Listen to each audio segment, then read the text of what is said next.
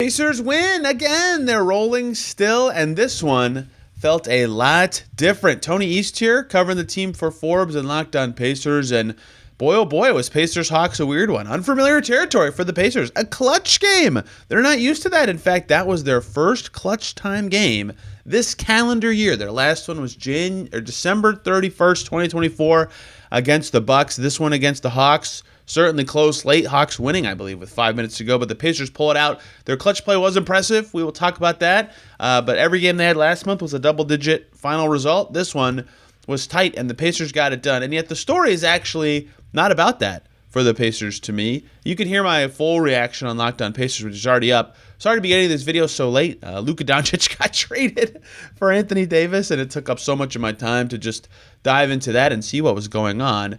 But to get back to the Pacers, they win this game by 5. They were better than the Hawks for good stretches of the game, even or better in the second half, and dominated the first quarter. But this has been a problem for the Pacers for a while now. They are struggling to hold leads, and it's not even necessarily just that. I think it's a little more than that, and I'll get to the specifics of what I mean by that in a second. But to break it down for you tonight, 40-24 after the first quarter, the Pacers were winning. They were crushing the Hawks. Hawks are banged up. This was their 8th loss in a row. Their defense has really struggled without some key guys available. They didn't have Jalen Johnson. He's out for the season now. They're below average in defense, and the Pacers just ran through them in the first quarter. They scored 36 of those 40 points in about 8.5 minutes, right? And so after the first quarter, I was at this game. I thought, the Pacers are going to win by a lot, right? The Hawks can't stop them, and we saw last year that every Pacers-Hawks game was like 140-132 or something insane. So I assumed at that point this was going to be a comfortable Pacers win. Boy, was I wrong. Second quarter of this game was 28 for the Pacers, 40 for the Hawks. So it was only a 4-point game at halftime. And then the Hawks were the better team to start the third quarter. They were winning by as much as 6. Their biggest lead early in the third quarter. Despite the Pacers holding an 18-point lead early in the second quarter, about 15 minutes of gameplay later, they were trailing. And they are just so having a hard time holding leads and big leads against anyone. This Hawks game, it just happened. We just saw the prior Saturday against San Antonio. They did not hold a big lead. Philly, they didn't hold a big lead. One of the Cleveland games, they didn't hold a big lead, although they won. There's so many more. Milwaukee, the game that they actually lost, right? It's not like all the time, but they give up big leads fairly often, and they've addressed it. I've asked multiple players about it, and they say, if we knew, we'd fix it. I guess it's a focus thing, but it's a problem for them. And to me, I watch every team in the league fairly often, or, I host Locked On NBA every Tuesday night, so I get to watch other teams for those. A lot of teams give up leads in the NBA.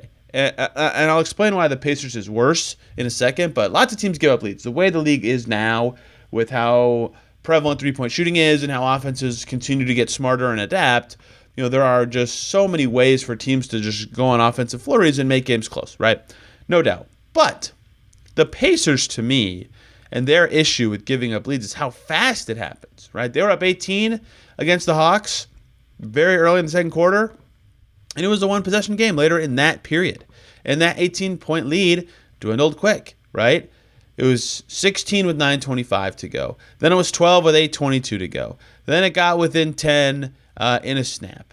And it just kept going slightly down. And the fact that in a 10-minute stretch, they go from, up 18, which was their biggest lead of the night, to up 2. I mean, they were up 4 at halftime, but they were up 2 right before halftime. Just shows a lot of the problems this team is having. And the other problem with breaking down this problem for the Pacers is it's not routinely like one lineup or one strategy or one player that falls flat on their face during these stretches where they give up leads. It's just it's a team-wide issue for some reason that they cannot sustain their good starts enough. They do have some games where they do it, but they have a lot of games where they don't. And it's just the speed that it happens that's concerning. And that, to me, was the story for the Pacers and has been for a bit. But the zoomed out, and what people will remember from this game perspective is that they won, first of all. They were better in the second half than the Hawks, outscoring them over that 24-minute stretch of the game. They did recover from their bad second quarter, and their clutch play was terrific, right? Their second quarter was bad to me because the Hawks, to their credit, did a really good job of getting the game to be slower. Not like slow, but slower than you expect from Pacers-Hawks. And the Hawks scored 40 points themselves in that quarter. So them scoring and putting the ball in the net prevents the Pacers from getting in transition. Only one turnover for the Hawks that whole quarter. That keeps the Pacers out of transition. They did a really nice job of making it so the Pacers couldn't hit the open floor and play fast. So the Pacers scored okay. 28's fine-ish for one quarter, but you'd like to see more, right? Totally, if you're any team. And the Pacers could not get their identity set. They couldn't get out and run. And the Hawks slowly came back. But in the third quarter and onward, the Pacers got more stops. They found ways to up the tempo. Like they were rushing out of bounds and stuff to get into stuff. And I thought they attacked mismatches in a more productive way. They went away from Dyson Daniels as much as they could. A lot of Nembhard with the ball in this game instead of Tyrese Halliburton because he was being guarded by Trae Young. And in the end, that let them do enough, right? They still weren't great in the second half. They only won it by 1. The Hawks took a 6-point lead in the third quarter. They were up a possession in clutch time. It still seemed like a game the Hawks could win, but the Pacers did turn around the ship enough to have enough on the table to pull it out late. I just combined so many phrases that made no sense. It's like 3 a.m. I'm sorry. But anyway, that's how the Pacers saved themselves. They blew it and then changed their strategy and, were more effective in the second half to get it done. Now, the more micro thing that mattered from this game that I think some people will remember is how good Pascal Siakam was in the clutch. Pacers, again, down 3 late. The Hawks, to their credit, did a great job keeping the Pacers behind. The fourth quarter comes.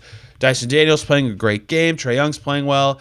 And in the final minutes, it's under 4 minutes to go, Trae Young hits a 3 with 4:25 on the clock. The Hawks are up 3. It looked like they had a good chance at it. They hit one more shot the rest of the game.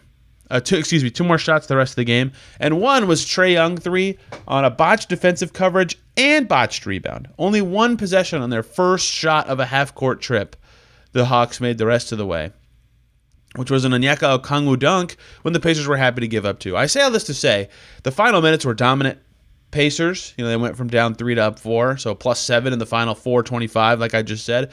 But the guy who made that all happen was Pascal Siakam. In the final quarter of this game, 9 minutes and 12 seconds, Pascal Siakam, 4 for 6 with 9 points, 1 rebound, and 1 assist.